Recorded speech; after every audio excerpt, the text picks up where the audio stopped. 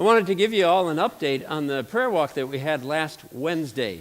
But it's not just a news report. This is a little teaching session because I want you to learn this way that we did this prayer walk because you can use it wherever you go. It's called a treasure hunt. And what you do is before you go out to pray for people or as you meet them to speak words of blessing over them, you spend just a minute in prayer and you ask the Lord, Lord, you are arranging divine appointments for me with people that I'm going to meet. Would you give me some clues? And you just listen. You don't try to dream something up. You just wait for whatever the Lord brings to mind and you write it down on a little list. Okay? Now, here's what happened. As I describe what happened, you'll figure out how this works. There were three groups that went out, groups of 2 or 3, and one group, they had what one of them had seen was that they had seen a mother with a little girl. Another person on that team had seen a bench. So as they're walking along and they see a mom with some kids, not just one, but other kids, and they're sitting at the bench at the bus stop, you kind of know that they're the person that you ought to go talk to. And this is what you do. You go up and you say, I know this sounds crazy, but we're on a treasure hunt. And we have certain clues that God has given to us because we were praying for God to give us clues. And we think you're on our list. And you actually show them the list so they can see that it's written down there, that you're not making it up. And then comes the cool part. You tell them, you know what this means? This means that God considers you his treasure. And then you simply say, is there anything I can pray for you about? And that's what they did with that mom and her kids. There was another group that they had two of their clues were very simple. One person had a clue of a red hat. The other one had a clue of green pants. And she thought, who wears green pants, you know? And you've probably caught on that if you're going out with somebody else, you compare each other's lists so that you both know each other's clues, okay? And so they're walking along, and they can see coming towards them somebody in a red hat and green pants. So they knew, we need to talk to this person.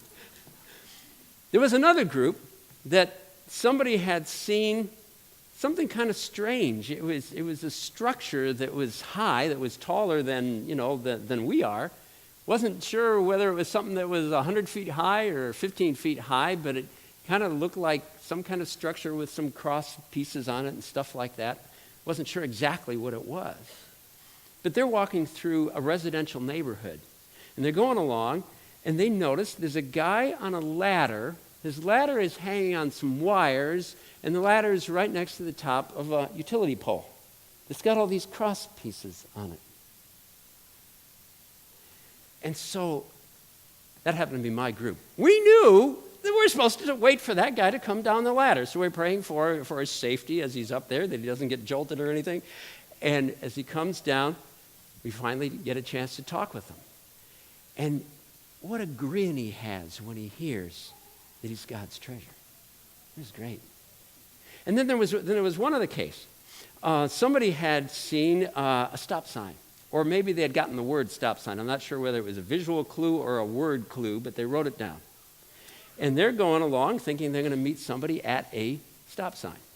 But they happen to be walking by GameStop video store, which has some kind of, I'm not sure, I don't even know what their logo looks like. I guess it has a stop sign on it. And they're going by that, and there's somebody, an employee of this place, who's adjusting the sign outside.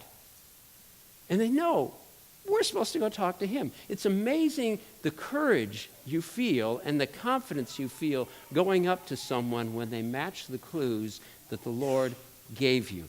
And you can also see in that example that God's kind of having fun playing this game because you thought it was one kind of stop sign, but it's really another kind of stop sign.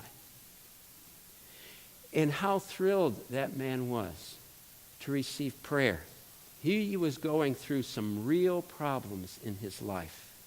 And to know that God was watching out for him and had sent somebody to pray for him at that time.